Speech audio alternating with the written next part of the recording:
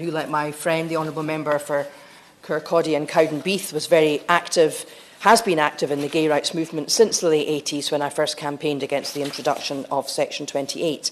And of course, I oppose conversion therapy as conventionally understood. But I share the concerns of many feminists and lesbians that the inclusion of the concept of gender identity in any bill risks threatening professionals working with children and vulnerable people who are having issues with their gender if they seek to explore the reasons for that distress. Now, over the past few years, Madam Chairwoman, there's been a very worrying rise in the number of children, particularly girls, becoming convinced that they were born in the wrong body and seeking to take puberty-blocking drugs and sex hormones. And just to look at the statistics, around 74% of teenagers referred to the Tavistock GIDS clinic are girls. Only 8.5% of these girls say they are exclusively attracted to boys. Almost 70% of them say they are attracted only to other girls, and 20% to both sexes. In other words, the vast majority of teenage girls being referred to the GIDS clinic are lesbian or bisexual. Now, the treatment I've described with puberty-blocking drugs and cross-sex hormones is controversial, experimental medical treatment for a very complex problem. And we've also seen an increase in the number of young people who've later regretted the irreversible damage made to their bodies and who have sought to detransition. So I'm concerned, Madam Chairman, that young women, particularly those who may be internalising lesbophobia or misogyny, must be able to be offered alternatives to such drastic medical pathways, and that their teachers, parents and therapists should not be threatened with prison and fines for discussing the options with them. In the years leading up to puberty, I, like many girls, was a tomboy and wanted to be a boy. But when I grew up, I realised I was a lesbian. It's really very common for young girls to want to be a boy. Some of them grow up to be lesbians, some of them grow up to be trans, some of them grow up to be straight. But they need time to grow up before they make irreversible decisions. I'll give way in a moment. I just want to develop my point. What's often called conversion therapy by those campaigning for a ban is in fact legitimate protection of the time and space for a child to reconsider the conviction that they've been born in the wrong body and stop them from going down a pathway of hormones and surgery which sterilises them and can leave them with no adult sexual function. I'll give way to the honourable gentleman. Thank the honourable lady for giving way, and she is making a powerful speech. I don't fully agree with it, but a powerful speech nonetheless.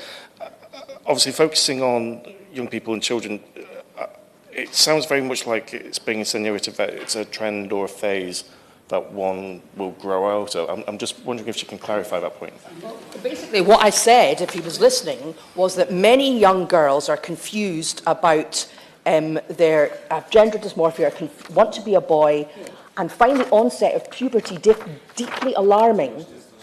There's a lot of internalised lesbophobia in our country at the moment and a lot of internalised misogyny. And I don't want the state to say that there must be an assumption that any girl that wants to be a boy should be told that she can become a boy. She needs to be allowed to explore whether that feeling is coming from internalised lesbophobia or from internalised misogyny. Sure, some of those girls may be trans, but if you look at the stats from the GIDS clinic, most of them are lesbians. I don't want to see lesbians transed away, and staff at the GIDS clinic have expressed concern that that is what is happening.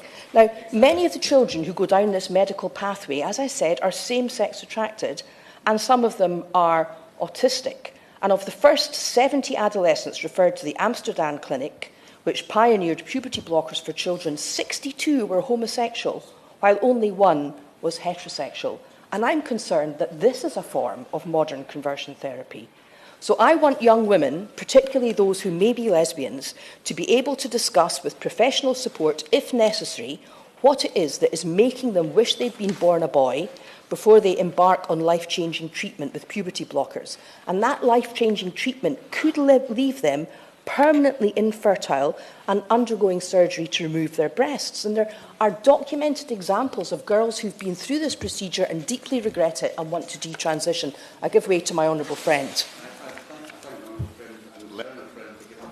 I wondered if she would agree with me. So a comment that I hope to include, which is from a young detransitioner. I delayed my appointment for surgery for over 2 years because I had doubts. But then they gave me an ultimatum, and I knew that if I was not going to go through surgery, I would lose my therapist. Does she believe that that is coercive control or informed consent?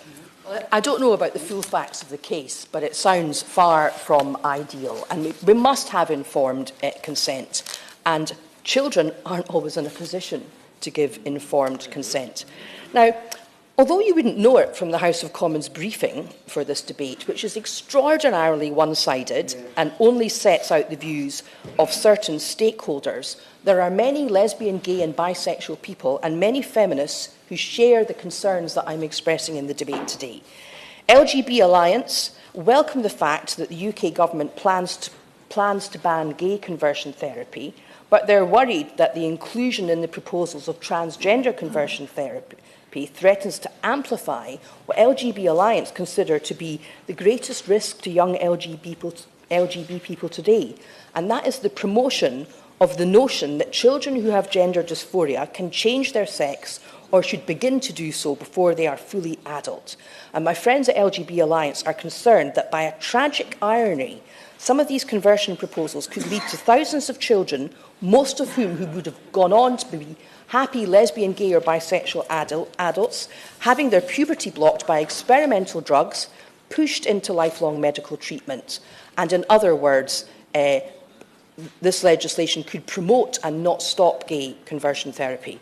Now, Sex Matters, and I should declare an interest because I'm on the advisory board of Sex Matters, they have put forward a proposal for legislation to ban what they call modern conversion therapy, which should be considered. And this modern conversion therapy means treating someone with medication or surgery to modify their sexual characteristics when they are too young or vulnerable to make a fully informed decision on where they have confounding mental health issues that have not been addressed.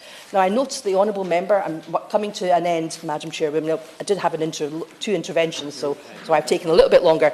But I note that the honourable member who secured the debate said that he wanted all forms of conversion therapy banned. So would he think, and would the Minister think about modern conversion therapy, making sure that lesbian, gay and bisexual teenagers are not told that they're born in the wrong body?